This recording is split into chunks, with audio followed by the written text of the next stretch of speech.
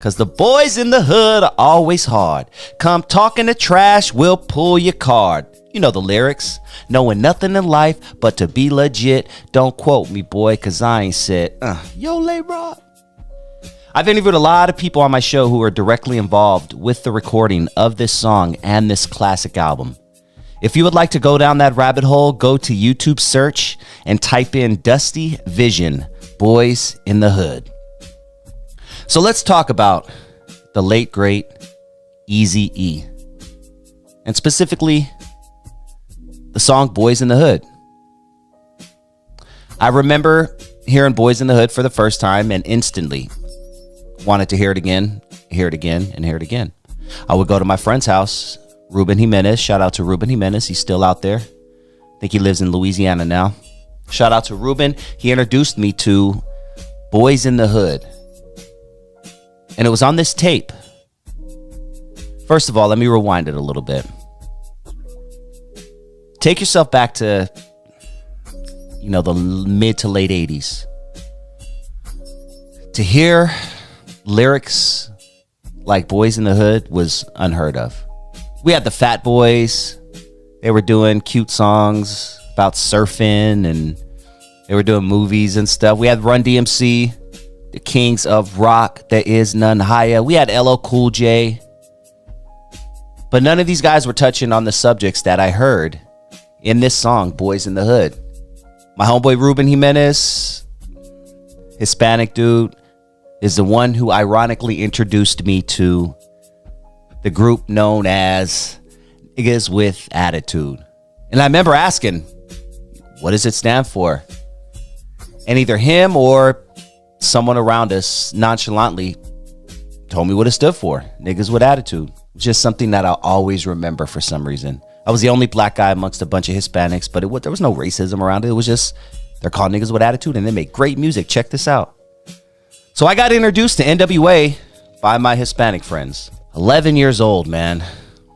My other Hispanic friend, Ramiro, introduced me to Too Short. Right around the same time. So here I am hanging out with my Mexican homies. And they're introducing me, the black kid, to music. Which is why, rewinding back to the 70s, just me experiencing what I experienced with Hispanic, Latino, Chicano homies in the 80s. You can't tell me that in the 70s, Latinos didn't have a helping hand in creating what we know as hip hop today. I will forever thank my Spanish homies who don't get love, but they were right there in the journey. Next to the black dudes in New York, in those parks, they were DJing, they were hitting up on walls, they were graffitiing, they were breakdancing, they were right next to us. But that's a whole other story for a whole other day. The who created hip hop and who did and who was involved in hip hop and who wasn't. Today, it's all about Boyz in the Hood, EAZY. So this specific song was supposed to be sung by a group called HBO. Now, you might have saw that in the movie Straight Outta Compton. And what's a 6'4"? Yeah, it's a car.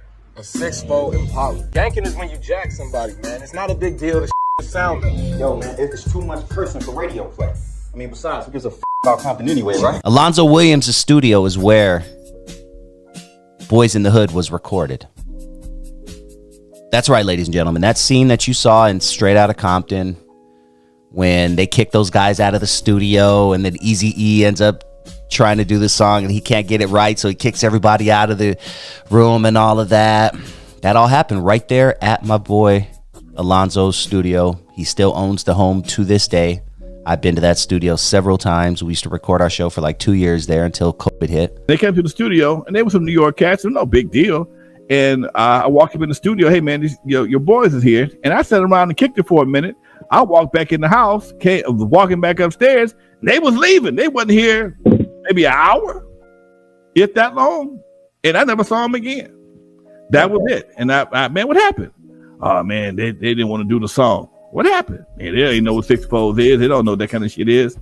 What? Hey, man, and you know, they was from New York. They didn't feel they could represent properly. The movie Straight Outta Compton had a lot of false to it, a lot of falsities. Just interviewing people knowing my mentor, Alonzo Williams, one of my very good friends, who is responsible for discovering EAZY and NWA and Dr. Dre and Ice Cube. They all went through Alonzo Williams, whom I do have a podcast with every Tuesday on NWA Stories with Alonzo. NWA Stories with Alonzo right here on YouTube. If you like old hip hop stories, if you like history on hip hop, if you like history from the person who was actually there in the room, check out NWA Stories with Lonzo every Tuesday, 6 p.m. Pacific Standard Time. I remember they was dressed like LL Cool J. They was supposed to do the song, and then they started disrespecting Compton. My brother got a Jerry curl and this and that, and we like, what? I'm like, hey, bro, that's my little brother. So they was trying to do the song. I was just, and it's kind of vague about what really happened, but I remember this part. They didn't know what a 6'4" was. They didn't know what ganking. He was saying ganking. So they was like, man, we don't want to do this song, because if we go back to the East Coast, they gonna know somebody from California wrote a song for us. So basically, they was getting disrespectful. Me and my brother got up and we was ready to fight them. So they was like, man, we ain't got to do that. We out of here. So then they left. And that's the part of the movie that I said, me and my brother actually got into it with these cats. My brother Kevin and myself. We got into it with them cats. I remember it like it was yesterday. And Dre was like, damn, EAZY, what's going on? What your boys come to do? They come to do music, or do they come to gangbang? And EAZY, he said, or Eric, he said, I guess they came to do both. And I remember, and he said, well, now ain't nobody to do the song. And they was like, well, E, won't you try it? Eric, I remember specifically, he said, man, I ain't no motherfucking rapper. I sell dope. I'm a dope dealer. And then we was like, man, try it. Eric, try it. He tried. He was like, nah. And then he grabbed a paper. He did it. He was doing it like he was playing bullshit. And he was like, messing up on purpose, basically. And then Dre kept putting it on him. Come on, man. Do it like this, do it like that. And next thing you know, he did it. He got mad. He grabbed it. He did it for real. And like the movie said, we all looked and said, man, that shit was hard. We were like cruising down the street in my 6'4", jocking the bitches, slapping the hole. We was like, damn, that shit is hard. EAZY was no rapper whatsoever. He was the one funding this whole thing. EAZY was trying to get out of the dope game, man. He didn't want to be no rapper. EAZY was my first success story. When EAZY wanted to get in, EAZY followed me around. We would ride around in my car, or he would follow me to McCullough. He would ride around with me to various places to get his initial Ruthless stuff done. The Ruthless logo. You look at that Ruthless logo and look at anything from Crew Cut, it's the same style. Why? It was done by the same guy, Daryl Davis. Daryl Davis was my graphic designer at that time. I took EAZY over to Daryl Davis's house and he got the logo made. I introduced him to McCullough. I introduced him to Greg Mack. When he first made Boyz in the Hood, it wasn't going to get played. I told him it wasn't going to get played, but Greg Mack had to convince him, hey, man, you got to clean it up, blah, blah, blah. And I also introduced him to Jerry Heller. So when you think about our relationship, and like I said, he took all your artists. He didn't take nothing. You can't make a whole stay if she want to leave. Okay, simple as that. And that's just how the game goes. You can't make somebody leave. He took what I built, my formula, and improved it, and made it better, made it work for him. So EAZY was living in Compton at the time, obviously. And most would say he was a Kelly Park hustler. He was a dope dealer, and he was allegedly trying to get out of that game, trying to go legit. And he had some talented people around him. He knew Dre, and Dre knew other people, and he saw something that very few people see. He saw the future. He knew that with him and Dre together, and whoever Dre can bring in the fold, something could happen. With him funding it and Dre being the music mastermind, you know what I mean? So Dre and EAZY go to Alonzo's club, Eve After Dark in Compton. My man Alonzo Williams, I'm telling y'all, he had his hand in this rap game. You guys just don't know. So they go to Alonzo because they know Alonzo has the connections. I think Dre brought EAZY to Alonzo, if my story serves me correctly. Just a little short dude wearing a t-shirt, some jeans, wanted to come to Eve After Dark. And I'm like, dude, at that time, the Eve was a I ain't gonna say high class, but it was an upscale teen spot. You know, we had a dress code. You had to wear college shirts, dress shoes. You know, we're talking about the 80s, man, the 81, 82. And the dress code of the streets was totally different. You had your thug wear, of course, but for the most part, if you want to go to a party that was about anything, you had to step your game up. And he didn't want to do it at the time. He's like, oh, man, I got to do that to come in here. Dre did, but he didn't. And I purposely made his ass stand outside and let Dre up just to piss him off. And you know, he eventually came around, but he didn't come to the Eve that much. He came to the Eve a few times, but he came to Dudos a lot more. Dudos was in the city of Compton. Eve was around the corner, and the Eve was more in a different neighborhood. And I guess he may have felt comfortable coming over there, although they were both the same colors. But Eve was more. I mean, Dudos was more in the in the city of Compton. And that was the beginning of NWA. Eazy-E meets Jerry Heller. And that's all she wrote, Ruthless Records. Jerry Heller came to the picture, man. Everybody was at McCullough. McCullough was a big distributor out on Santa Monica Boulevard. And when we got too big for our first manufacturing company, which was Bill Smith Custom Records out in El Segundo, this cat named Duffy Hooks had put McCullough up on the distribution game. Well, we got all these artists coming through McCullough, and Jerry Heller was a former booking agent. So he figured at some point in time he can get lucky, and he would post up in McCullough and just talk to the cats as they come through there. And if you had a hit record, he talked to Don, the guy who owned McCullough, who got the hit record, and then he'd go get in your ear. He got it in Egypt, he got it in LA Dream Team. He got it me first, but I didn't want to sign to him because as soon as he got it me, CBS called me up, hey man, we got some money for you. And I'm like, what the fuck I need him for if I got check waiting on me already? So me and my lawyer cut the deal, but he was still around because he knew we was good to go. And once we signed to CBS, we had a little money issue with the union. Jerry came in and fixed that for us, and then Dre and Yella and everybody was like, "Oh, we need to sign Jerry. We signed to Jerry." Meanwhile, EAZY is hearing all this shit, so we signed to Jerry Heller, and then EAZY wanted to meet him. I put them two together, and like I said, you know, again, that was one of the things I never thought was going to work, but what the fuck do I know? But back to Boyz in the Hood. So they're in the studio, and by all accounts, EAZY literally had to do hundreds of takes. I remember Dre stressing about who was going to rap on this song, and I remember blatantly just belligerently saying, "Eric need to be the one. Eric need to be the one. Eric need to be the one. Eric need to be the one." And then I left shortly after because I was a street dude. I was making moves in the street still. So, for me to spend an hour in the garage, for me, that was way too long. But over and over again, I constantly preached that Eric needed to be the one. And I knew it years before that garage incident ever took place. I would tell him all the time. EAZY literally did the song line by line. So he'd do a line, and then Dre would stop recording. He'd do a line, the second line, and Dre would stop recording. And Dre pieced that song together line by line. Cruising down the street in my 6'4". That ain't it. Hey, just say the words, all right? What does that mean? Man, just say the shit with me, all right? Cruising. Cruising. Yeah, cruising. Let's go. Dre, you know this shit ain't gonna never work. All right, you trying to be funny. But you see how you said that shit, right? Like you believe it? Yeah, I believe that shit. Then say this shit like you believe it, man. Like it's a motherfucking Sunday and you cruising down Crenshaw in a motherfucking 6'4". Come on, say that shit like you believe it, man. Like it's your words. Feel that shit. Stop playing around. Loosen the fuck up. There you go. Cruising down the street in my 6'4". Oh, shit. Hey, that was dope, eh? That shit was dope, man.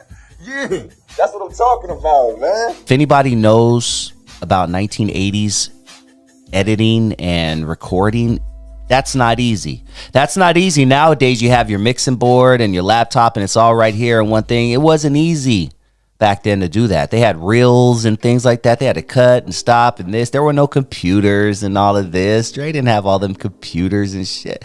So just to think that Dre did that just shows early on what a master he is. If you could piece a song, you know, he says, woke up quick at about noon. Stop. Record. Just thought that I had to be in Compton soon. Stop. Record. I gotta get drunk before the day begins, before my mother starts bitching about my friends. Stop. Okay, record. About to go when damn near went blind. Stop. I mean, that's literally what it was. That apparently, allegedly, according to folklore, that's how the song was created. And I just find that so cool and so amazing, dude. But if you listen to it nowadays, you cannot even tell. It sounds like he did it all in one take, and that's a long song. It's like a 5-minute song or something like that if you think about it. But no way this song got on the radio. We didn't hear this song on the radio when we were kids. This was a street tape. We're doing a live broadcast at the Casa Camino Real, and Dr. Dre comes in, and he's got this little short kid with him with Jerry curl, and he says, hey, man, I want to introduce you. This is who I'm working with. His name's EAZY. Easy as Greg, blah, blah, blah. He said, yeah, we did this song, man. We need your help. And I said, okay, cool. So we go out to my car. We pop it in the cassette deck. And it was Boyz in the Hood. But it was Boyz in the Hood. It was the not clean version. And so I said, well, you know, Dre, you always got my support, blah, blah, blah. I didn't know what to think of the song, to be honest with you. I was like, oh, okay, it's cool. I said, but y'all need to go clean it up. I said, you know how I roll. Because I was one of the programmers that would tell them, I don't want you to go bleep out the cuss word. I want you to go change the word so that the kids will have something else to rap to. So that's where the radio versions came out.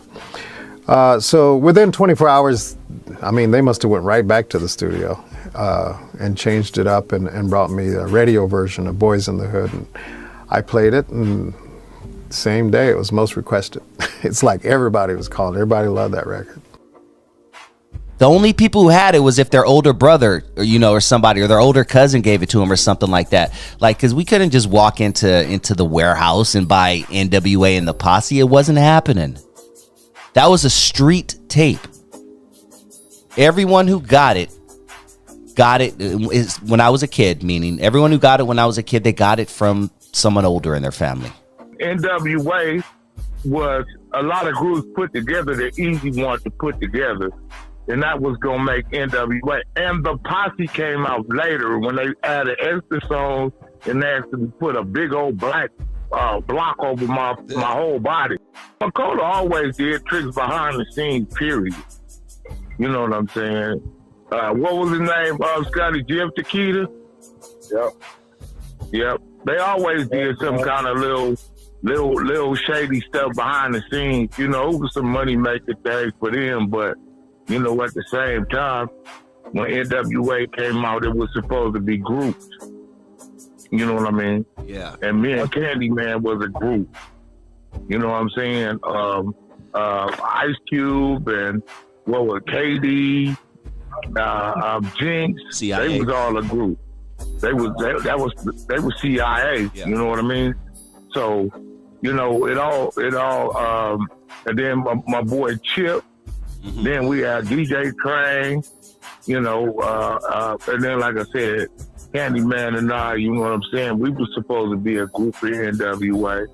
You know, so that was NWA, and then EAZY and Dre and Q. You know, they was actually like the main people in front of NWA, you know, but that's what it was supposed to be. It was supposed to be groups that formed NWA. It wasn't supposed to be EAZY, Ice Cube, Ren, and Dre, and EAZY. It wasn't supposed to be that. It was supposed to be a group of people that was NWA at first. But I remember the tape, man.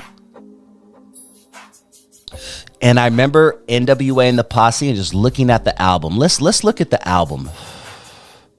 Let's break the album down. Let me do this. I'm going to pull up NWA and the Posse in this classic picture, man. So there you are. There's 1, 2, 3, 4, 5, 6, 7, 8, 9, 10, 11, 12. About 12 people. And they're standing in front of a wall of graffiti. And the people in this picture, it's amazing. The who's who of hip hop. I mean, we have, you remember Candyman?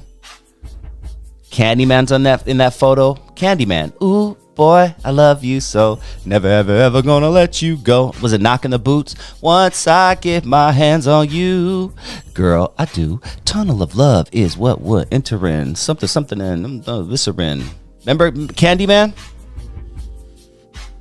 You had Arabian Prince on here. You, of course, had Ice Cube. You, of course, had MC Ren. You, of course, had Dr. Dre. You, of course, had EAZY. You also had Sir Jinx. DJ Train. And I do believe DJ Train, unfortunately, lost his life early in life. He came with the second wave of JJ Fad. JJ Fad was over at with us over at West Coast Record Distributors. And then Rudy sold them to Ruthless. That's what Train came to my knowledge. I didn't know Train before then. And he was from Compton. So we had crossed paths a few times, and I knew who he was, but we wasn't really that tight. But it's one thing about being from Compton. You ain't got to be tight with somebody to be from Compton. Still have a relationship with them, you know. And allegedly, his family, he burnt up in a house. I think it was Christmas tree caught on fire or something, and the cops couldn't get the doors open in time to save him. And he expired in that situation. It was very tragic, man. Very tragic for the whole community, dude. It's not only just for him, for the music community, but the city of Compton as well, because he was well respected and well liked. You also had MC Chip, who I've had on my show before, and he broke his story down about being around this classic album at this time. Well, EAZY had told me, Ren the Train, because at the time, Ren the Train, Ren had just left the group with me and my other cat, and he went solo, and he went with DJ Train, and Train was a DJ. So we knew about the album cover, and I can go back to when we didn't even know what NWA stood for. I mean, EAZY, he didn't even tell us. He told us like around the time that the record came out, because he wanted to keep it a secret. He wanted people to ask. See, EAZY had an understanding about branding way back then. He knew kind of like how to set things up, and he knew about publicity and stuff.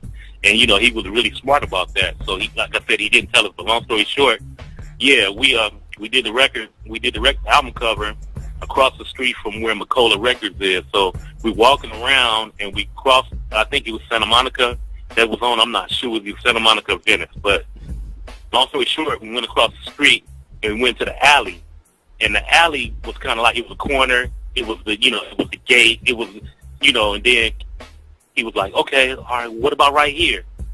He was like, okay, that's what we did. So damn, everybody together, Santa Monica. Everybody started kneeling, and that was when I first met Crazy D.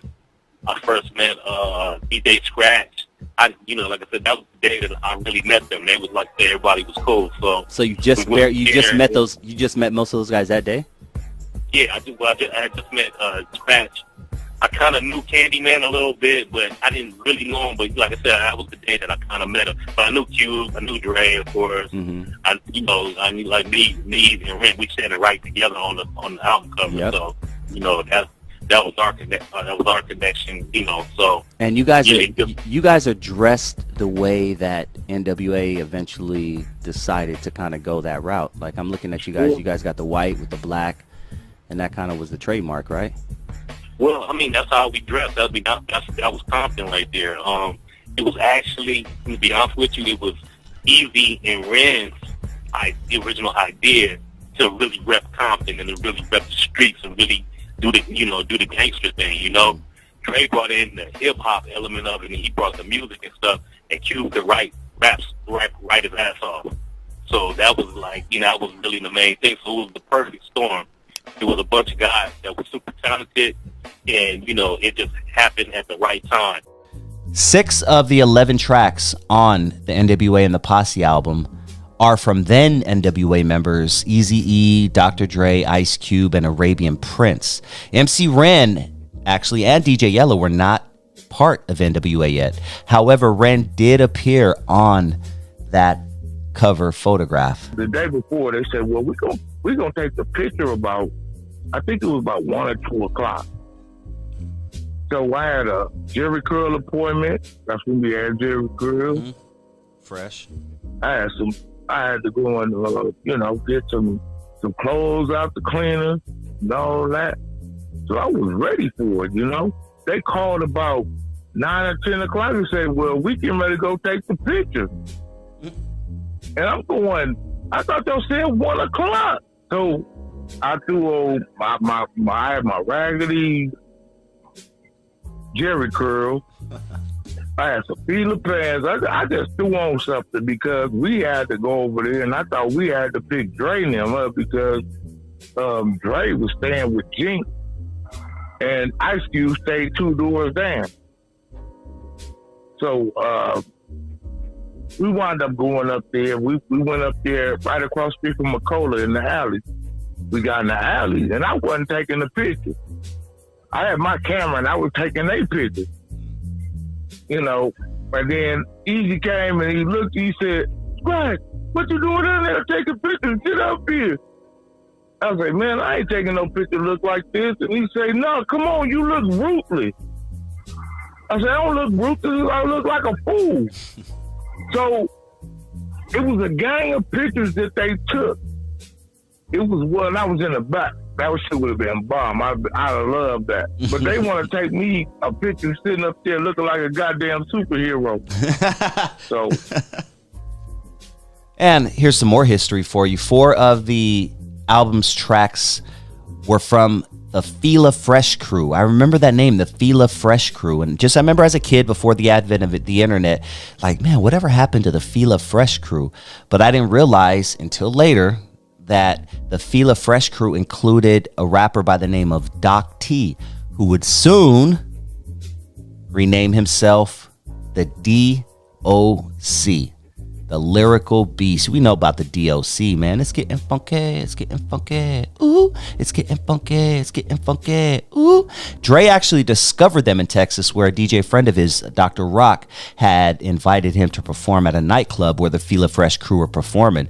Now, these 4 tracks had previously been released by Ruthless Records. When you look on the cover, everybody got 8 balls. I drunk mine. Everybody else was pouring their shit out. They didn't really get, because they didn't really drink. Because, look, check this out. Because when we got to that goddamn the place where we took the picture, if you look at the picture, you notice it's a gang of fluorescent colors, because that's the only spray paint they had. Yep. You notice, look at the cover and look at the color of the spray paint. That's the only spray paint they had. Oh, shit. NWA in pink. I just you see that fluorescent colors? Yep. In the back, they're yellow. Nobody right else didn't get that, because nobody else know that. That's just some fluorescent ass colors. I'm gonna tell you something else. I told Jinx to get off the wall. I was like, Jinx, get off the wall. They gonna put some letters over your face. And they did, huh? Yep. That his face is covered by the A. So I told him now. Damn. I say now everybody. I said, I thought my picture was fucked up, but see, now anybody could say that was them up there on that wall. So this album went gold. It was released on November 6, 1987. And think about this real quick. It went gold really quick, then like platinum and like double platinum and all that. But for an album to go gold, 500,000 copies, think about that, with no radio play whatsoever. No radio play. That's amazing. It's all word of mouth. all people were talking about on the streets is this group called NWA. Specifically, there's this dude who I think he's 15 years old, because EAZY would troll people all the time and mess around with them and be like, yeah, I was born in 73. And if you did the math, they're like, wait, so that means you're only 15 years old? I remember doing the math myself. EAZY was one of the first trolls. That's a whole other story. But no, this album traveled strictly by word of mouth. It's traveled through the hood. It definitely traveled into white neighborhoods, dude. White people love this album, dude. There was times where NWA and the Posse were performing to strictly all white crowds. Keep in mind, this is the 80s. That's crazy. And these white people in droves were coming. Excuse me, this whiskey got me hiccuping. Woo.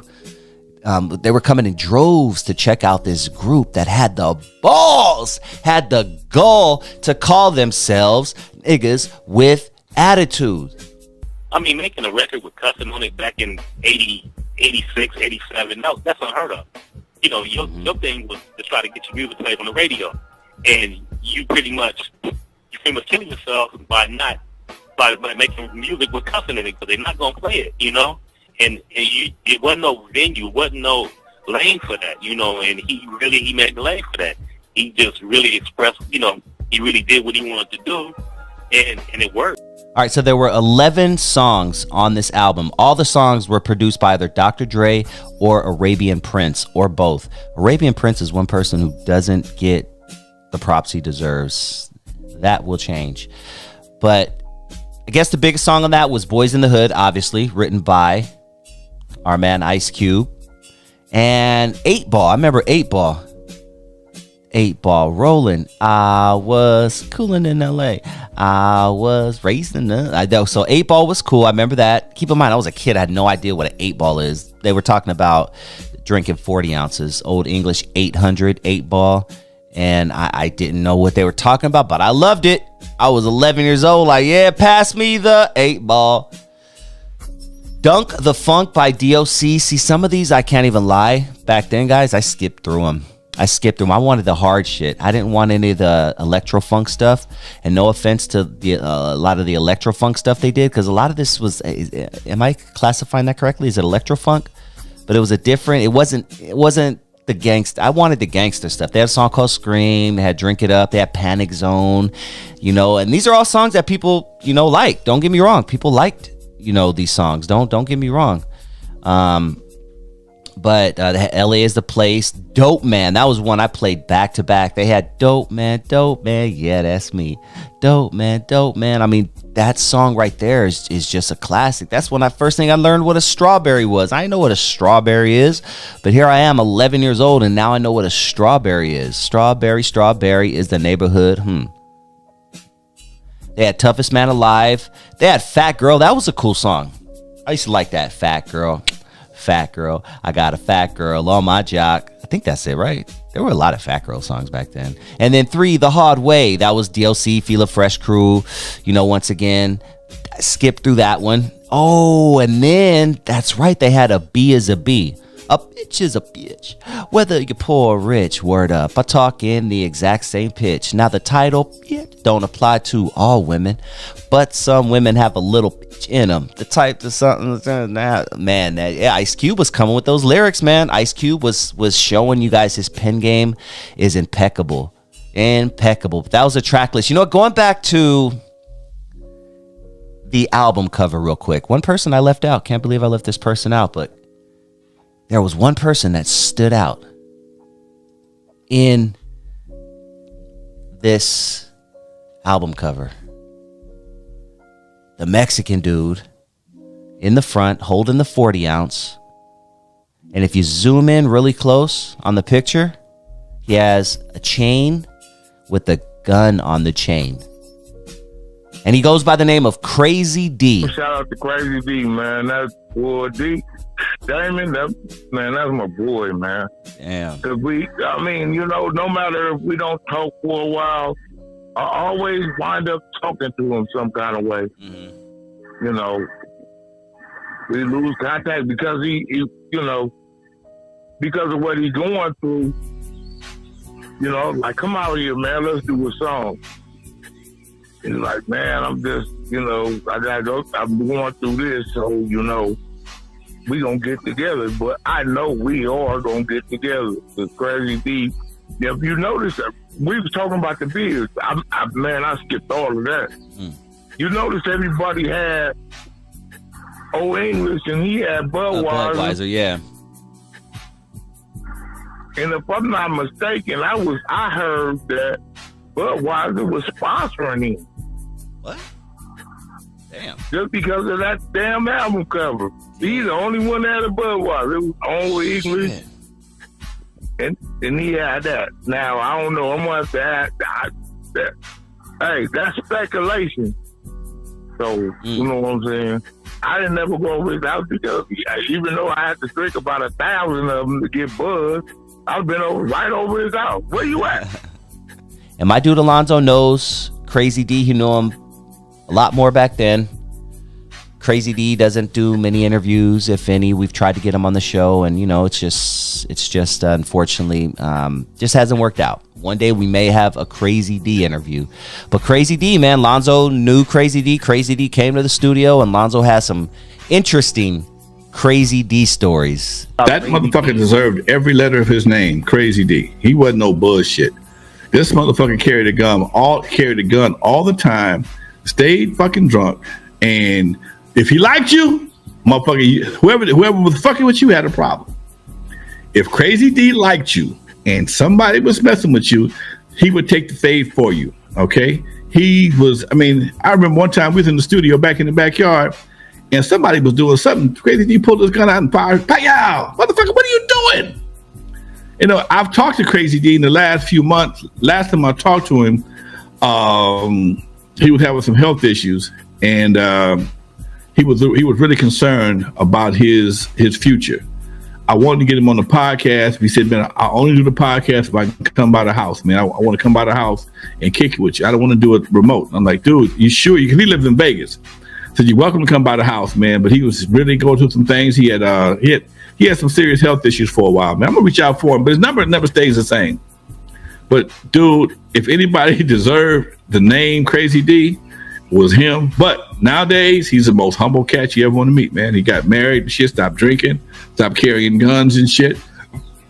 And last time I talked to him, he was a real estate, appraiser, real estate appraiser. I know he was on a couple NWA songs where he played the Mexican dude in a couple NWA songs. And we did a song called Funky Chicken, and Dre did a song called Funky Chicken. And at the end of the thing, they talk about the chicken. He said, man, what about El Pollo Loco, man? That's good chicken, man. That's good. And Shakespeare, get the fuck out of that Mexican chicken, man. It was funny as shit. No, man, El Pollo Loco is good chicken, man. He was straight essay on this, man. That shit was hilarious. Thank you for tuning in to Dusty Vision TV. Please hit that like button if you have not already. And if this is your first time joining the channel and you like what you hear, please hit that subscribe button. And if you enjoyed this video, you just might appreciate this bonus clip I'm about to play for you right now.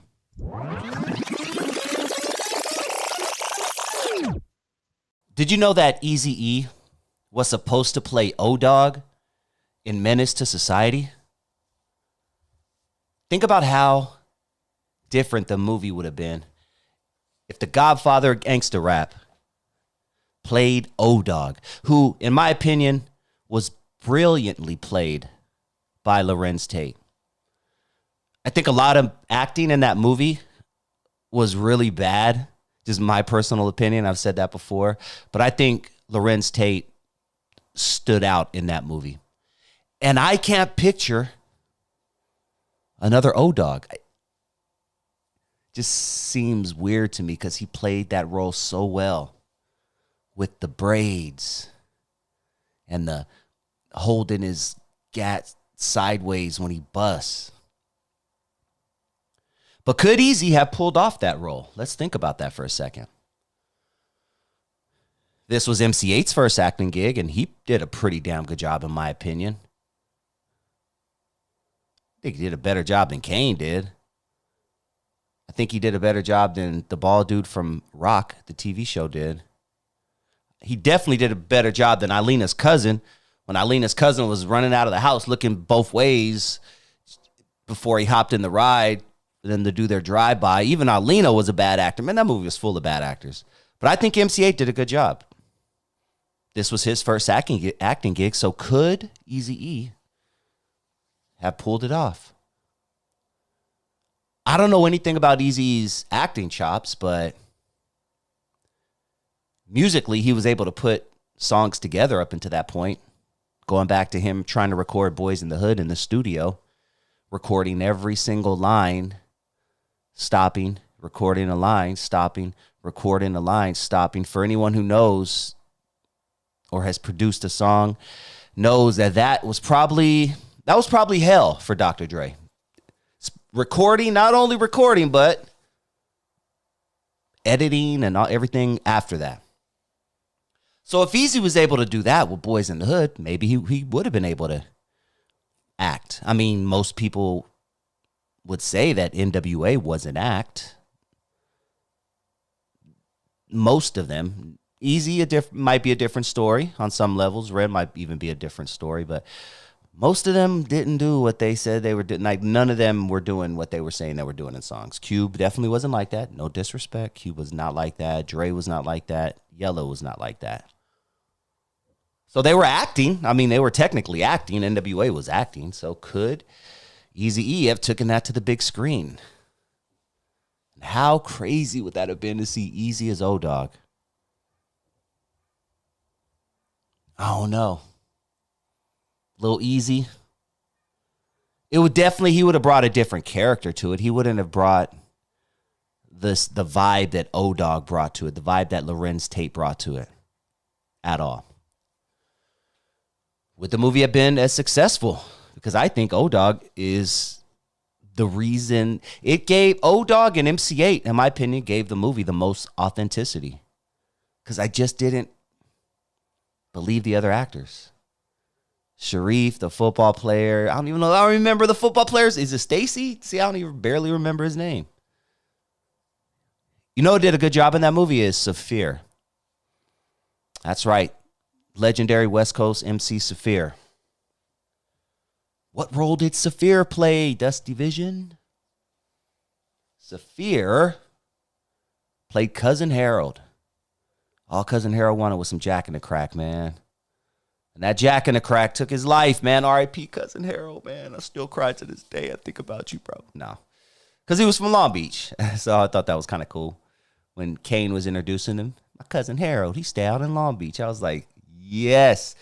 And Saphir had the Long Beach vibe, man. Just laid back, cool, and just wanted some motherfucking Jack in the Box, dog. That's a Long Beach dude right there. But history had a different plan, and EAZY, for whatever reason, did not get that role. Did he turn it down? I don't know. I want to look more further into it. I actually thought about this when I was listening to a clip recently from Vlad TV. That's where this came from. So shout out to Vlad. Go check out the interview. I believe it was with BG Knockout.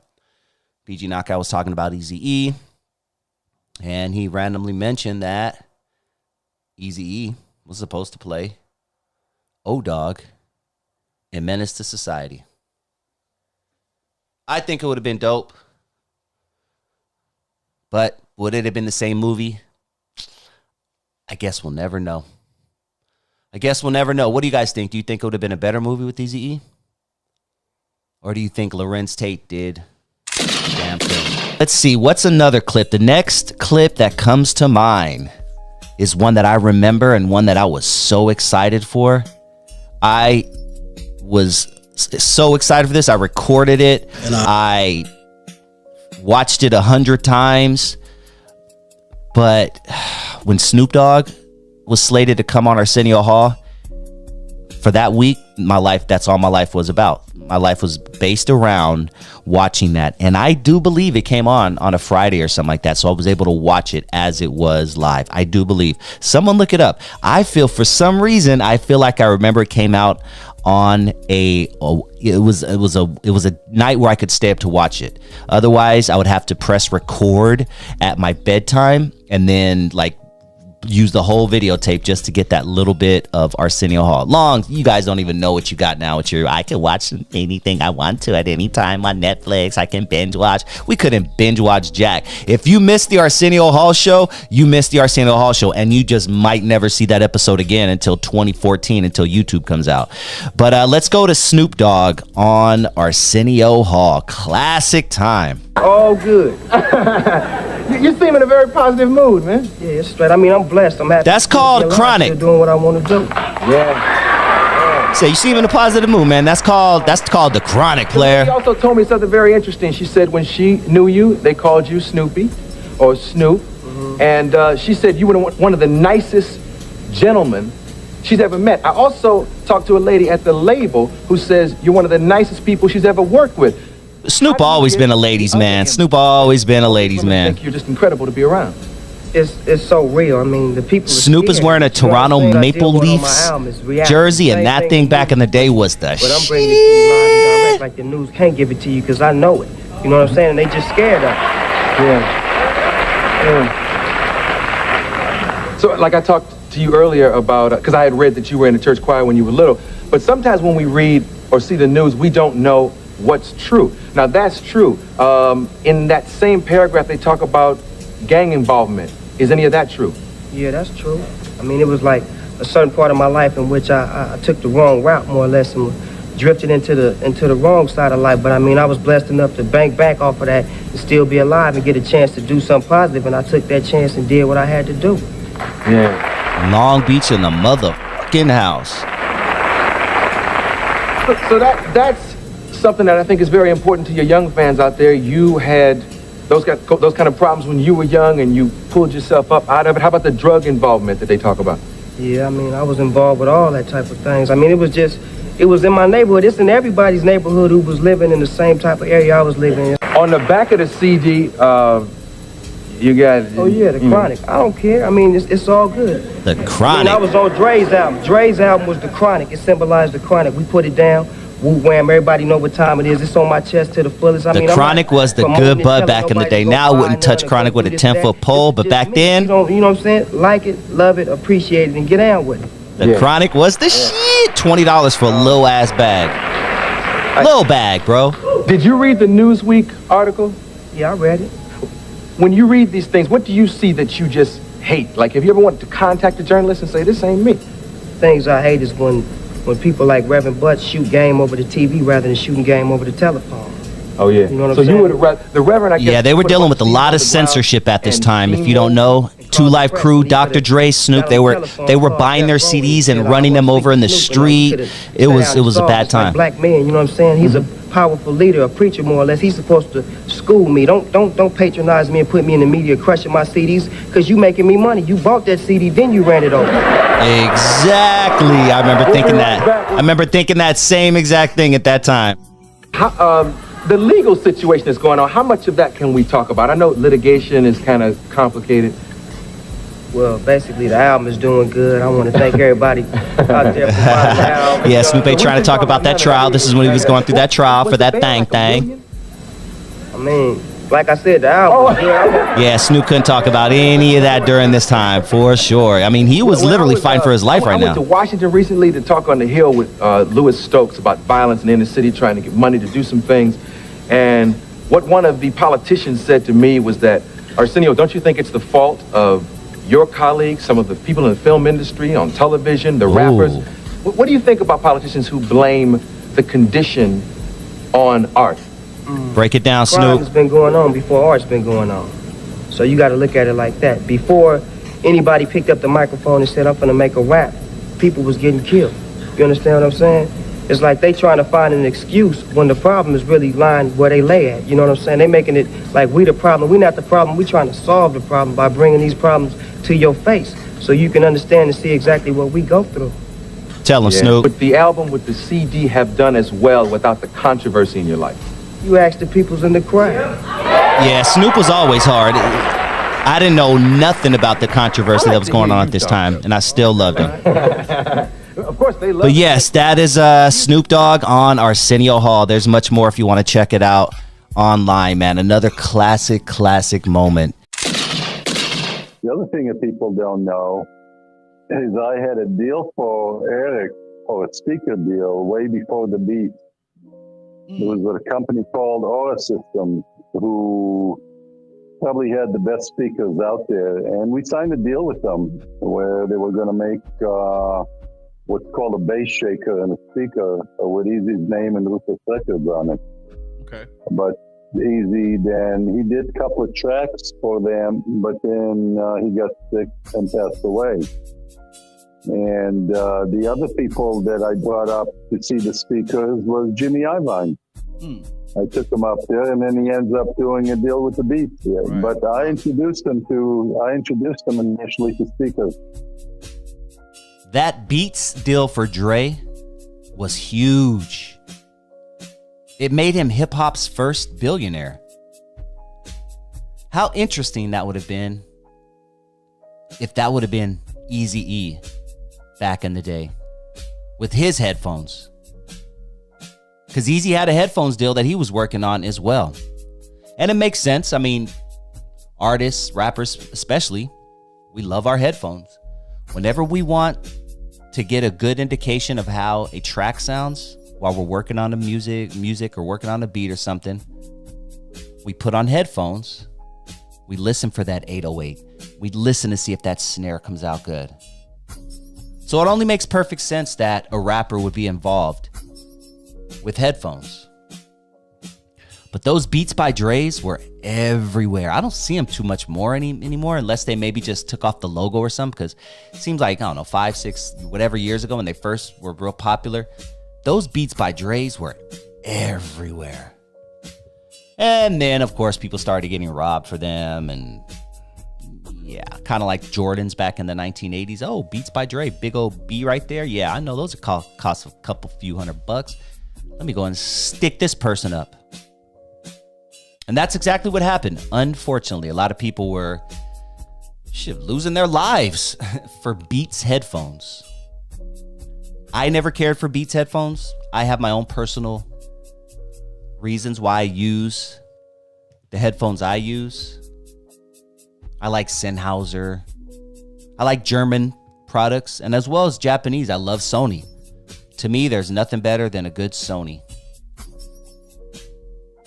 Yeah, you spend all that money for the Beats symbol, really. You know what I mean? It's like buying a Lexus. You can buy a Toyota and a Lexus. It's the same exact thing.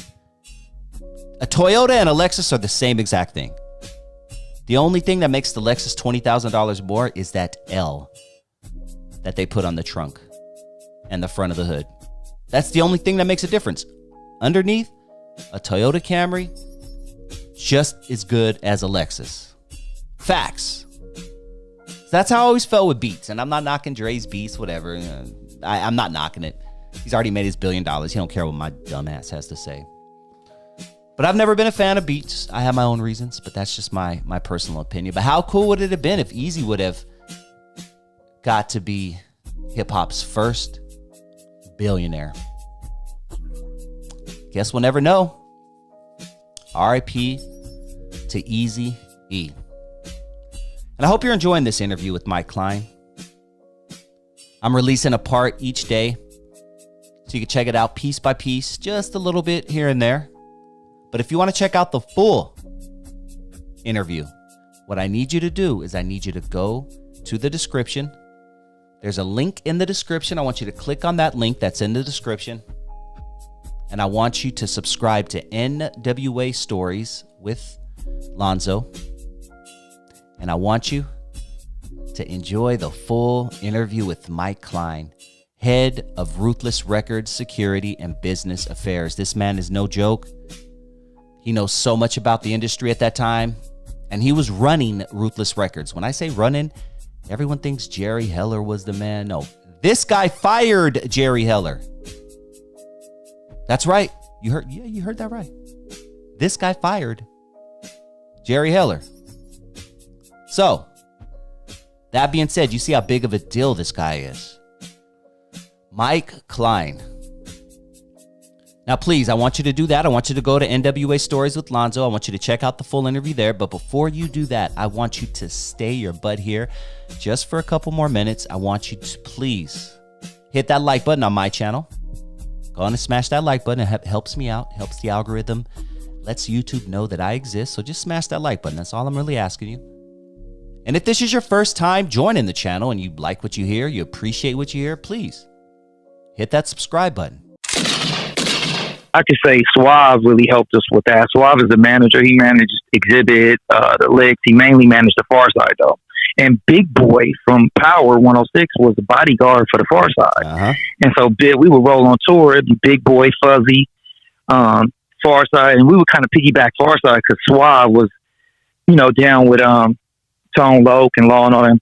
And he took us on, he got us ready for like the battle scenes too. You know what I mean? Like, cause as soon as you walked in the Far Side house at the lab cabin, they would have like the mics on. So as soon as you went over there, you had to spit. I'll never forget when we went over there, bro. When we went over there, motherfucking damn, why am I drawing a blank of his name? Oh shit, what is his name? From Far Side or? No. From Black Eyed Peas. The main dude Will I Am. Will, my bad. Will I Am was motherfucking DJing. I can cuss on this show, right? All you want, player. Okay, bad. You smoking? I'm cussing. Shit. Okay. I would be smoking too, but my kids is right around the corner. Hold on, little man, I want my little. But yeah, so when we bailed in the lab cabin, Will I Am is on the wheel, spinning and shit, like just instrumentals and whatnot. That dude was super talented, even way back then. Like, I mean, from DJing to dance and all kind of shit.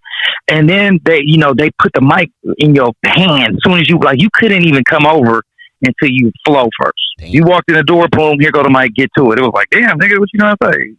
No, rap, or you can't come in.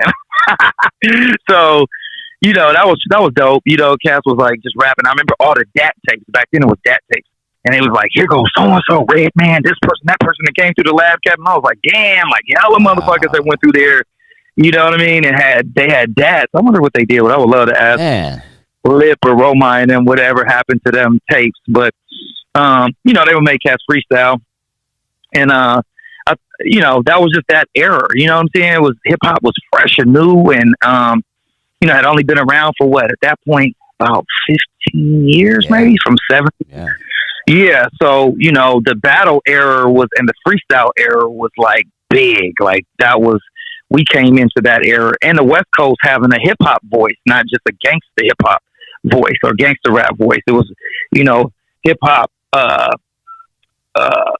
was new for the West Coast, and we felt like, people were saying West Coast was only gangster and only had one mode, and so we were like, nah, man, we can flow. We ain't necessarily gangster, but we from the hood. You know what I'm saying? But we wanted to show just a different flavor, and that's kind of what stemmed. I mean, that's kind of what pushed the first record. What's that you say? Ladies and gentlemen, on the line, I have the homie Louie. What up, man? Hey, what's up with it, Dusty? How you doing, man? Congratulations on that for almost 40K, man. Looking going out. up and up, baby. That's what's up, man. That's definitely what's up. Thank you, homeboy. I really appreciate that. Really appreciate it, man. Looking forward to talking to you, man. Definitely was digging your flow and digging your vibe and everything last time we got a chance to hang out. Shout out to the homeboy Rob G. Shout out to Moto. Shout out to Smokey. It was a nice session we had the other day. But let's go all the way back, bro. I want to get to know you. Let our audience get to know you, and then we'll jump into some music and stuff like that. But tell everybody where you grew up. All right. I was born and raised in the city of Southgate, man. My mom, well, that's what I was told, right off of Illinois in Alameda. If anybody's familiar with that, I was saying that was actually my first spot where I actually landed. And I've been up and down, man. From elementary, I went to Stafford Elementary. Went to middle school, Southgate Middle School. Ended up in Southgate High School, and then I jumped back and forth during high school, man, from Southgate High to Jordan High, right there up 103rd in Alameda. And I ended up at Odyssey, a continuation school, which I didn't finish, man, but. Most definitely, the last stop before I actually rolled out for Southgate, man, was St. Louis and Armour. Shout out to them cats out there for Firestone on St. Louis, man. Sure. Yeah. I used to buy all of my tapes at the swap meet on Imperial and Garfield. That's where I got a lot of my hip hop knowledge from. Shout out to Kim. I don't know if he's still around, still alive, but he was the dude that hooked us up with a lot of tapes back in the day, man. Yeah. So Southgate, man. Let's talk a little bit about Southgate back in the day. Give me the good, the bad, and the ugly about growing up in Southgate. Well, back in 96, 97, man, I was transitioning from elementary to junior high, man, and you know, I'm assuming just like everybody or whatnot, man, that was trying to be down and whatnot. I was trying to be down myself, man. I was trying to be a part of it and whatnot, man. And I remember we were in school and we had tracks, different type of tracks, the A track, B track, and C track, right? And I remember, man, like we started like banging on each other, different tracks and shit. A track would beef it with B track, and B track would beef it with C track and stuff like that. And it was like the beginning stages of me, like I said, of me trying to be down, wanting to be down and whatnot, man, wanting to be a part of. And it wasn't until I moved into rolled out to middle school, man, that shit got a little serious, you know. So I was hanging around with certain crews and whatnot. You know, I started like writing on the walls and shit. Eventually, I got jumped into a crew at that particular moment of time, and all of a sudden, man, it just happened out of nowhere, man. Like all of these cats that were claiming the same crew, like they started getting into hoods, right? And I started to see like it was starting to really get deep, man, and really get thick. Me personally, at that time, man, I started picking up smoking weed at that particular moment. So instead of me going full blast with that gangbanging, man, like I just started to became like a bus smoker and whatnot. Ended up kicking it with a couple of cats, and we just would smoke. We'd just be like the bus smokers basically for school. We didn't really. I didn't really get into heavy duty with the gangbanging, but I was always associated, man. Always affiliated or whatnot. Knew people from different hoods all over Southgate, man. And at that particular time, you know, just kept it neutral. And that's where I guess like the music and hip hop started coming in for me. Like I wanted to be a rapper and whatnot, man. Yeah. Well, let's take it slow, man, because I know, you know, everyone has a story now. And you said something that caught my ear, because I myself, for years in my early teens, was a tagger / graffiti artist. And I stopped when the crew started adding 13 to the end of the, you know what I'm saying, to the end of their set and everything. And it became tag banging. And next thing I know, people are carrying pistols and all that. And I got into it for the art. So that's when I exited the game. So I have no stories of being a tag banger, because as soon as I heard about that shit and that shit started popping like that, I was out. You know, I just started writing on the papers and shit and just doing my own thing. But, you know, the tagging back in the day was a scene all in itself, dog. Take me back to your writing days. Oh man, I'm gonna be real with you. That shit wasn't even like so much like a career of it, but I just love the rush of hitting up the wall, man. Yeah. You know, going the hall and whatnot, man. Hitting up the lockers or hitting up the hallways and whatnot, man. It was a rush at school. Let alone hitting up with the spray can. You know, hitting on Alameda right there between 103rd and between Tweedy and Southern, man. If anybody knows, that was before at that time, man. Before the tracks were like underground and whatnot, it was just like there was no wall right there and whatnot. But on the other side of Alameda, man, all these little like dead end streets and whatnot. We used to catch spots up there, if not up and down Long Beach Boulevard. You know, that was always a rush. And for me, man, what I liked about as far as tagging it was the rush, man. It was something about the spray can, man. Just just shaking it up and just putting up the mark, man. And at that time, I was writing Busy, DIZZY, man. And that was in honor of course, one of my favorite Bone Thugs and Harmony artists, man, Busy Bone, man. And that's how I took upon that name. But again, man, it was just the rush, man. It was just the rush of catching a spot and whatnot. And then on top of that, like even getting slashed, like I was like, oh, what the fuck? Who do that shit and catch somebody else and going back and forth with it, man. But like I said, man, when that shit started like getting more serious. That's when I kind of like took a step back from that, man. Like didn't really wanted to get down like that and whatnot, man. I just love to write, man. Up to this day, like every once in a while, like just for I'll hit Venice Beach and whatnot, man. It's been a while that I'm in it. I haven't done it, man. But it's something about getting the can, man, and just doing something on the wall, man, and just writing my name. Like it just feels good, man. Yeah. It's like therapeutic, It was. And our generation, me and you we're kind of close in age, not too far off, but our generation is the reason why they put all the spray cans now behind fences and shit and door. You can't get, because we would literally rush the paint shop or rush Home Depot or whatever, and just like as a group of 6, just boom, grab a bunch of cans, grab a bunch of Krylon, grab a bunch of those pens, those Pilot, I think they were called pilots or something, I forgot, dude. It's been a long time, homie. But right, we're the reason why they did that, right? That's for sure, man. I remember getting out of school early, man, on Tuesdays at middle school. Back in 87, 88, man, we used to get out early Tuesdays, and we used to go racking right there. They used to be called Save-Ons, right there on Tweedy, man, and I believe it was San Antonio, if I'm not mistaken, where Udi's Records was at. And we used to go rack him right there, man, for whatever markers that we ever could get or whatever. The next day we would come through, man, and just hit up the whole school, whatever we can, man. Yeah, hit up the books too and shit, whatever we had, you know. Yeah, it'd be fun, man. Good times, bro. Good times. Yeah. Who were you listening to at this time when it comes to music wise? Oh man, hey, look, man. If I could take it real back with you, Dusty.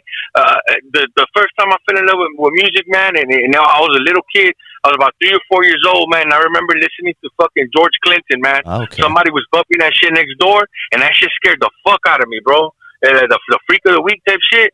Like, oh my God, it was just all these sounds, man, and all these shit. And I remember like going into the closet because I was like, fuck, there's some monsters outside.